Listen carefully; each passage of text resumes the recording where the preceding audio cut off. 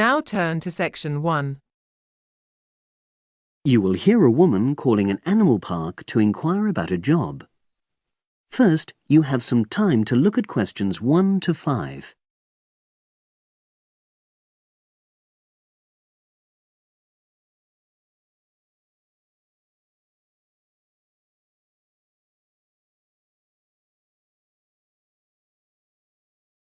Now we shall begin.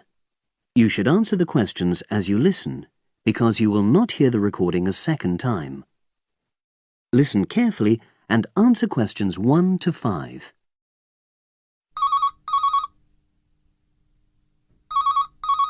Pinder's Animal Park, hello. Oh, hello. I'm ringing to ask whether you have any jobs available. What sort of work are you looking for? Is that permanent or part-time or... Actually, I'm just looking for temporary work. I'm a student. Oh, right. I'll just get a form and ask you a few questions. Then I'll pass your application on to our recruitment section. Is that okay? Fine, thank you. So, starting with your name. It's Jane Lamerton. Is that Lamerton?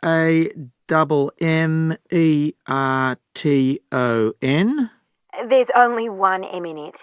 Oh, right. And your address? It's 42 West Lane. Right. And is that in Exeter? Yes. Okay. And can you give me your mobile phone number?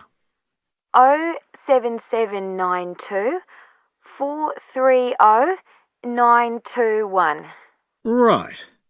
Now, the next thing is, when are you available to start work? I finish college on the 8th of June. That's in 3 weeks' time. But I can't start work till the 11th because I've got a hospital appointment on the 10th of June. No problem. Now, I need to ask you a few questions about the type of job that might be suitable. Do you have any particular kind of work in mind?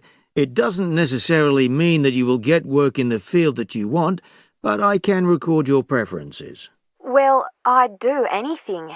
And I have worked as an assistant animal keeper before, when I was still at school. But I'm studying at a catering college now, and I'd really like to get some experience as an assistant cook if possible. Right. So that's your first choice. Have you done that kind of job before? No, but I've helped my aunt sometimes. She runs a cafe in Exeter. Would you say you've got any relevant skills then?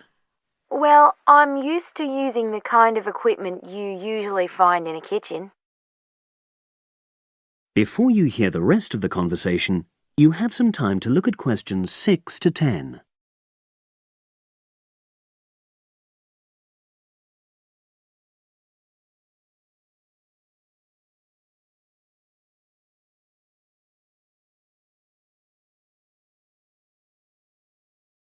Now listen and answer questions 6 to 10. Okay. And I know you're still studying, but do you already have any qualifications related to that kind of work? A hygiene qualification, for example? I haven't, no, but I've got a certificate in food handling. I did it before I decided to become a full-time student. Fine. Okay. That means you wouldn't need any specific training if you did get the kind of work you wanted. But you'd have to do a short course on first aid.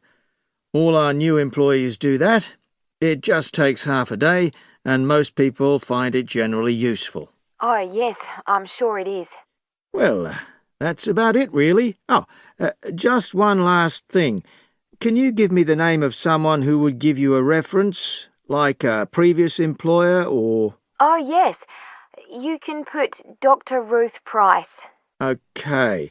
Is that one of your college lecturers? She's my college tutor. She's known me for over 2 years, and I'm sure she wouldn't mind. In fact, she's given me a reference before. Fine. We'd probably contact her by phone. Do you happen to know her number? I've got it on my phone, yes. It's 0208 685 114. That's a landline. Good. Well, As I say, I can't promise anything, but I'll pass your application on, and you should hear in a few days. Is there anything else? Just one thing.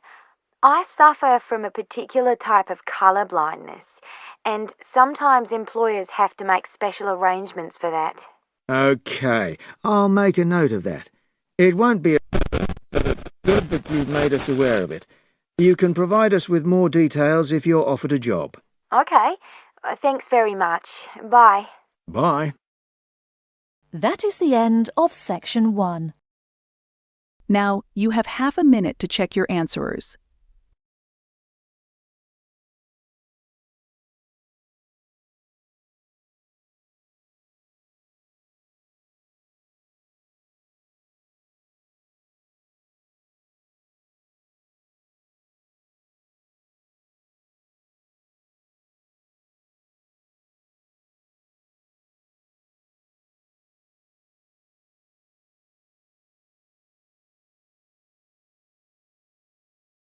Section 2. You will hear two engineering students, a woman in her 6th year called Linda and a man in his 5th year called Matthew, discussing the benefits of student work placements. First, you have some time to look at questions 11 to 16.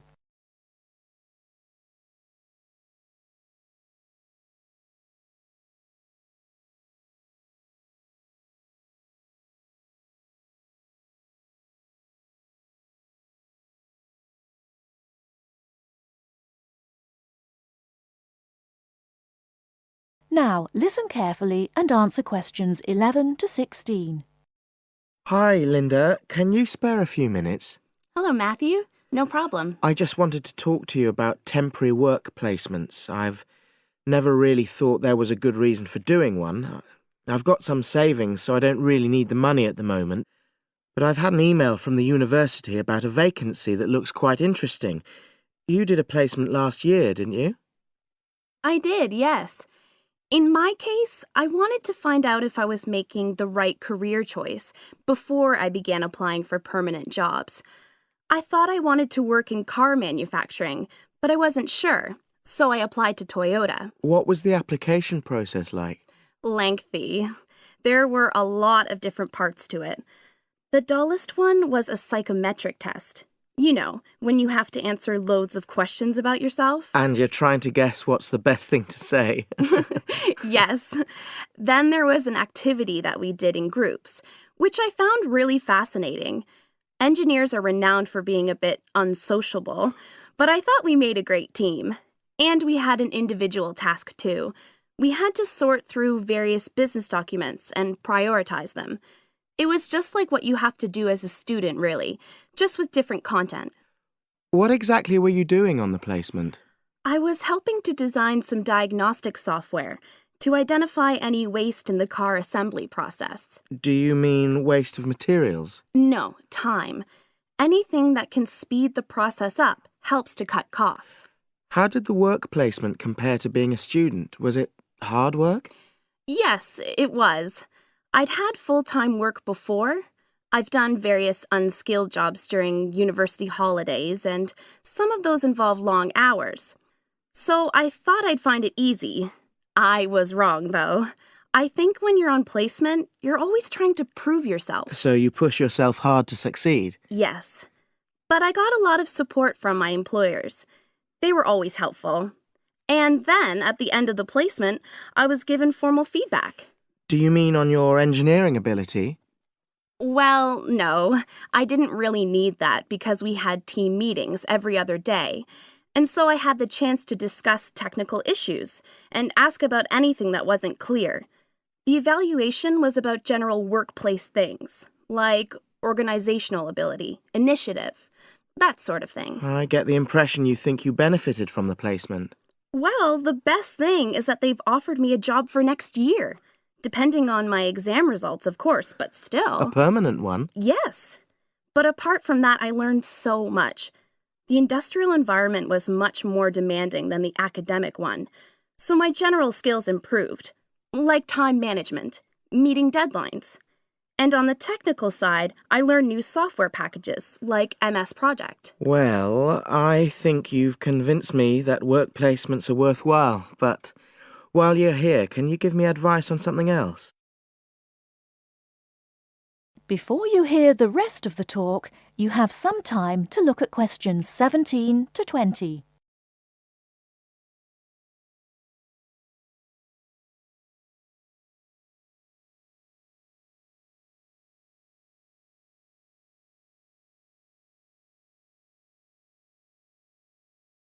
Now listen and answer questions 17 to 20. I'm about to make a start on the engineering materials module, and I've got a book list here. Can you have a quick look and tell me what you would recommend? That's if you can remember. Let's see. I do remember some of them. Yes, this one, The Science of Materials. I found the subject quite hard generally, but this book is very accessible, so it suited me. It doesn't cover everything, though. What about this one then, Materials Engineering? Oh, yes. I do remember that. But it's a bit out of date now, isn't it? Unless it's a new edition. I don't think so. But what I liked about it were the pictures. They really helped to understand the descriptions. It's useful just from that point of view. Let's see, what else? Oh, yes, that one there, Engineering Basics. I think out of all these, that's got the widest coverage. But I've looked at the contents page and it hardly mentions nanotechnology. Yes, you're right. The evolution of materials does, though. It's a recent publication, so it covers all the latest developments. It's a bit thin on the 1960s, though, and that decade was quite important. Well, it sounds as if they all complement each other in some ways. I don't suppose you can lend me... That is the end of section 2. Now, you have half a minute to check your answers.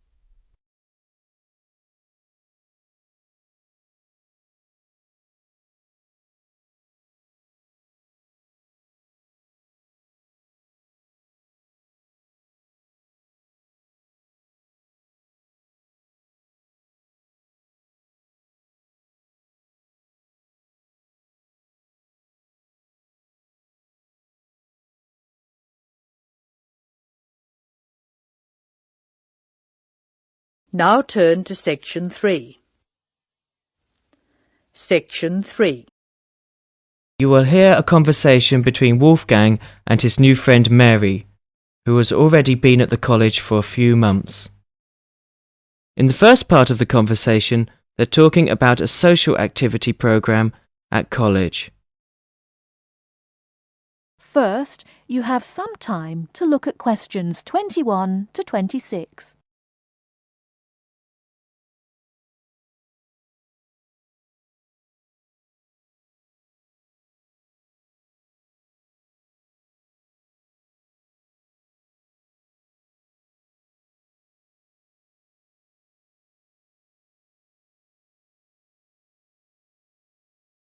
Now listen carefully and answer questions 21 to 26.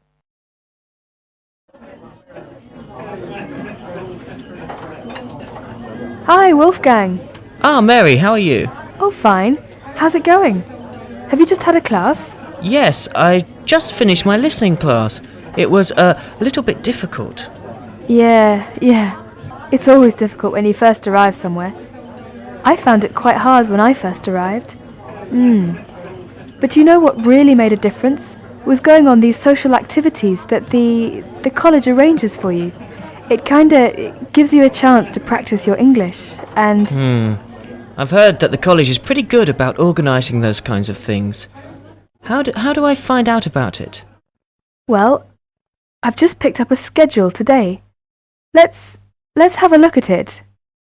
Here it is. What is it? A schedule for this week or...? Yeah, let's have a look. Okay, yeah. Maybe we can do some things together, in fact. Yeah, that would be great. So... Let's see. What are they doing tonight? Monday night? Well, they've got singing with guitar. So I went to this last week. Oh, really? Yes, it's quite good fun. Is it pretty good? Yeah. What do they do? Do they have a concert or... They teach you, modern and traditional songs. Well, I'm not much of a singer, but, Oh, come on. You should go. It's really good fun.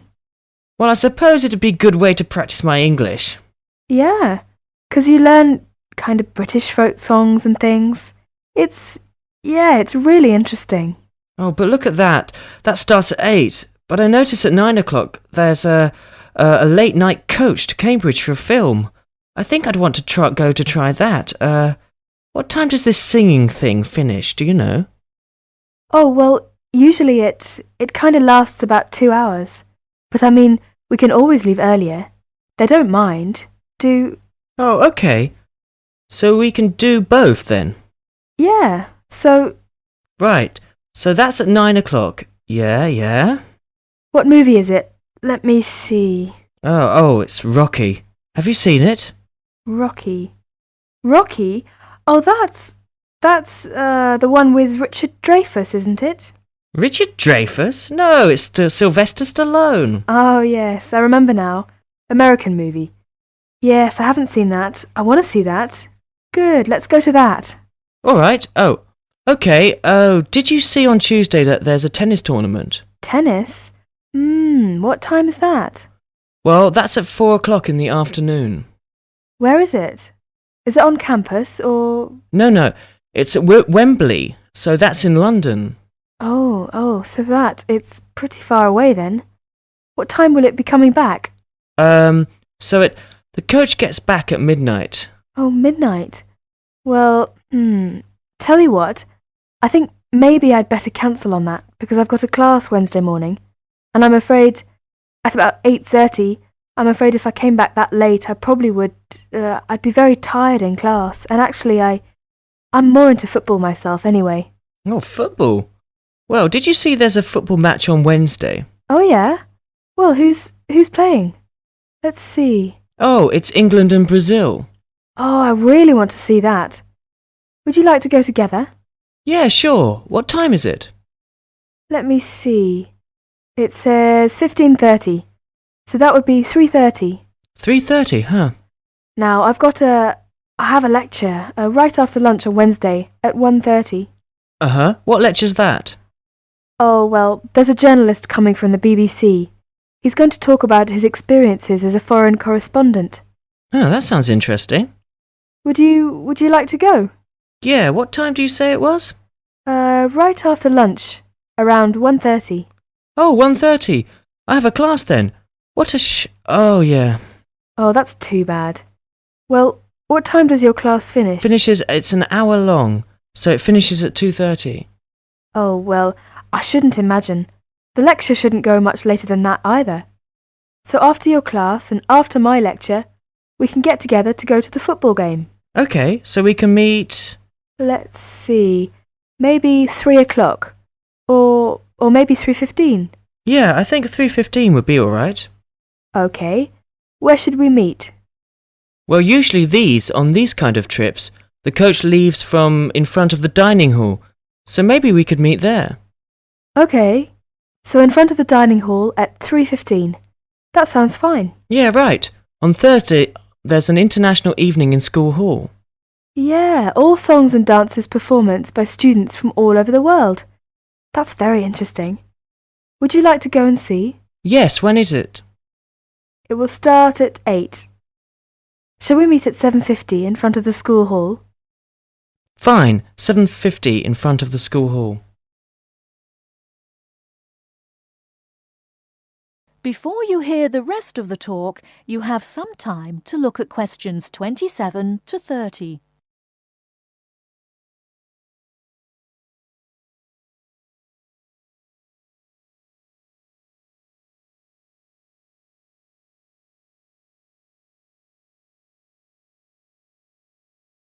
Now listen and answer questions 27 to 30.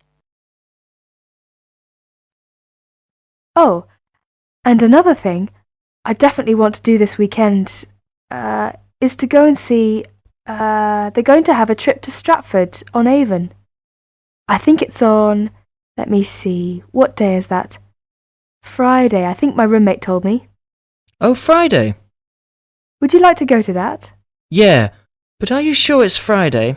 I thought that's what he said, but I might have been mistaken. Well, usually these things are on weekends. Right. Let's see here. Oh, you're right, yeah, Saturday morning, 8:30. Aha. Right, Friday's the disco. Oh, disco. Yeah. So actually I've arranged to go with some of my friends. So if you'd like to come along with us... Oh, that would be very nice, yeah. Yeah, you can meet some more students. Oh, well, what time shall we go to that then? Well, it starts at... what time? 8:30, but we don't want to go too early. So let's say 9 or 9:30. Let's say 9:30. Okay, yeah, we can meet there, but we'd better not stay too late because the Stratford thing is, pretty early in the morning. The bus will be leaving at 8:30. Oh, yeah, right. So we want to make sure we get up for that. Yeah, say, by the way, this trip, since it's, quite a way away, do we have to pay anything extra for that, or is it free? Well, usually most of the trips are free. But, yeah, for these ones which are quite a distance away, then we usually have to pay a little bit extra. Is it a lot, or...?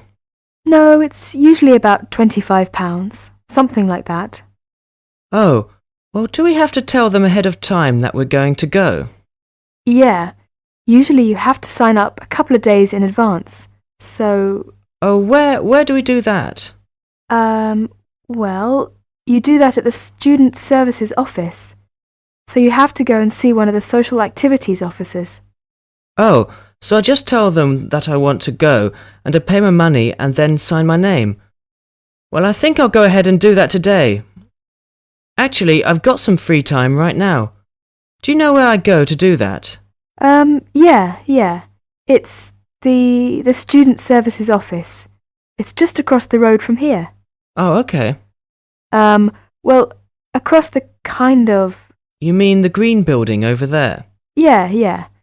So it's on the second floor. Oh, okay. Well, tell you what, are you going to the Shakespeare thing? Yeah, sure.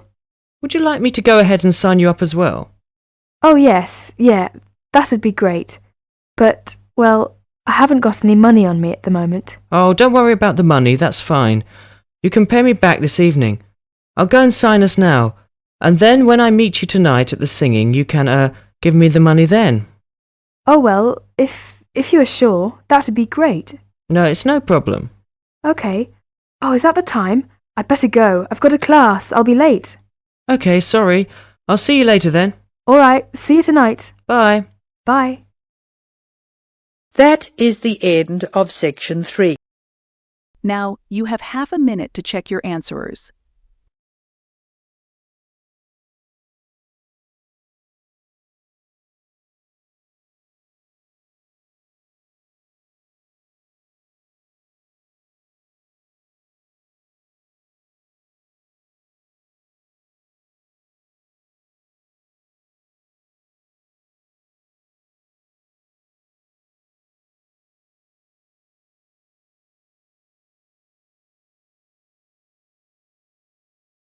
Now turn to section 4.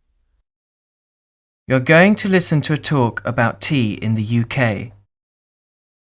First, you have some time to look at question 31 to 40.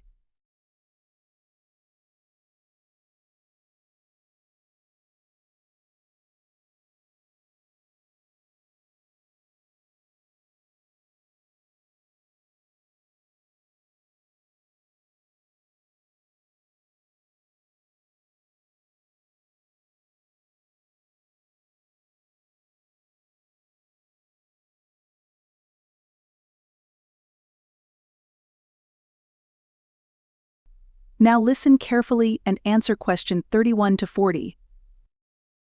During the 1930s, there was a popular song which had the title, "Everything Stops for Tea," and to millions of British people, a restful cuppa is still an ideal way to relax for a few minutes from the rigours of the day.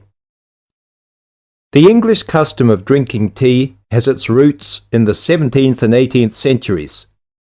When first imported to Britain, the exotic cha, or cha, as a Chinese tea was variously called, was considered a man's drink to be enjoyed with colleagues at London coffee shops. These were popular meeting places for many walks of life: politicians, lawyers, poets, actors, and writers. Many London clubs began in this manner, and the famous Lloyd's Insurance underwriters started out as Lloyd's Coffee House. In 1706, the first coffee house that offered tea was Tom's Coffee House, owned by Thomas Twining. He realized that he needed to introduce an added attraction to compete with the many other coffee houses in London, and tea was rare, exotic, and extremely expensive. With these credentials, tea became an exclusive drink and enabled Twining to open a tea shop under the sign of the Golden Lion in the Strand. By the 18th century, the ladies of the more affluent classes were going China mad, using tea as an excuse for displaying their extravagant purchases of Chinese porcelain and Dresden tea sets. A comprehensive tea tray would consist of a teapot and stand, teacups and saucers, sugar bowl, milk jug, and basin for discarded tea and tea leaves. Tea was still expensive and kept in locked tea caddies. Skilled craftsmen fashioned caddies of carved inlaid woods fitted with crystal and precious metals. To ensure the servants weren't tempted by this priceless commodity, the caddy was kept locked, and only the mistress of the house held the key and prepared tea when guests came to visit. No well-brought-up young Englishwoman could consider herself socially acceptable unless she knew how to brew a proper cup of tea. As the 18th century progressed, changes in commerce and working hours resulted in the main meal of the day being taken much later in the evening. The prospect of lasting from breakfast until evening did not appeal to the Duchess of Bedford, who is usually credited with being the first to alleviate late afternoon hunger pangs by introducing a small 4 o'clock meal served with tea. With time, the light, wafer-thin toast or delicate white bread gave way to exotic fillings like tomato and egg, cucumber, chicken, or potted shrimps, followed by buttered scones, crumpets, or elegant pastries. The popularity of tea continued to spread, but it was not until 1839 that the first shipment of Assam Indian tea was landed in Britain. A healthy trade with India was soon established, and tea clippers, like the Cutty Sark, now a museum in a dry dock at Greenwich, were reaching the peak of their sailing days. In 1879, the first limited shipments of Ceylon tea began to arrive, and by 1880 this had been firmly established alongside Indian and China teas, giving the broad range of teas that are available today. There have been few changes in 3 centuries of tea trading. London is still the centre, and indeed Twining still has a shop on the site of the original Tom's Coffee House at 216 The Strand. The name Twining has been linked with tea for over 280 years. Indeed, it was Richard Twining, in his capacity as chairman of the dealers of tea, who in 1784 persuaded Prime Minister William Pitt to reduce the high tax on tea, making the beverage more accessible to the general public. That is the end of Section 4. Now, you have half a minute to check your answerers.